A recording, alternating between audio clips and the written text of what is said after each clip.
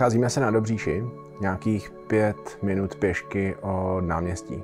Na místě, kde ještě v roce 2020 stála stará stodola, které jsme začali navrhovat rekonstrukci. Má velmi specifickou polohu v rámci města, protože je ve vnitrobloku těch původních činžovních domů směrem k náměstí. To znamená, že je úplně skrytá vůči všem kolem jdoucím a ten, kdo o ní neví, tak ji vlastně ani nezahlédne.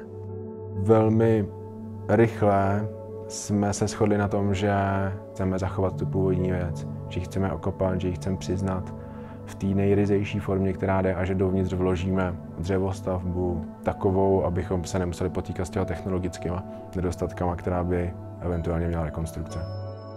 Ta šlupka, co je okolo té původní stodoly, tak ať si klidně žije svým vlastním životem, ať se to postupně odlupuje, ať se to klidně rozpadá, odpadá to pryč a my pod tím máme vlastně schovaný ten nový dům, který tady může být dalších 150 let.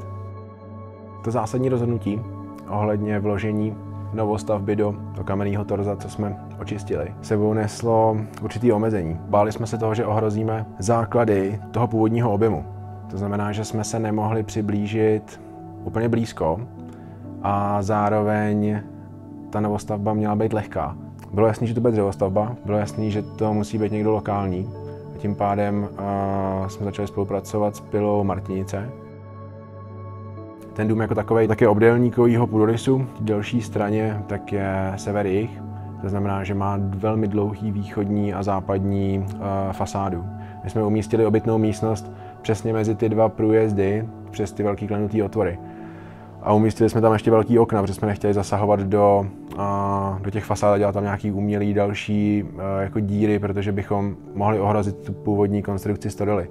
To znamená, že jsme tam umístili 2 obrovský okna a z těch obrovských oken se dá vyjít buď na východní terasu, kde si dám snídaní, když chci, aby na mě svítilo sluníčko, když si to chci užít, anebo na tu západní terasu, když naopak nechci, aby na mě svítilo sluníčko, ale podstatný je, že uprostřed mezi těma průjezdama je ta kuchyň s tím jídelním stolem, ten krb, ten obejvák, prostě to srdce toho domu jako takový. A to nakonec se ukázalo jako obrovská výhoda a skvělá věc, protože dokážeme chytat sluníčko vlastně celý den a zároveň máme dostatek soukromí a i krátké cesty z jedné terasy na druhou.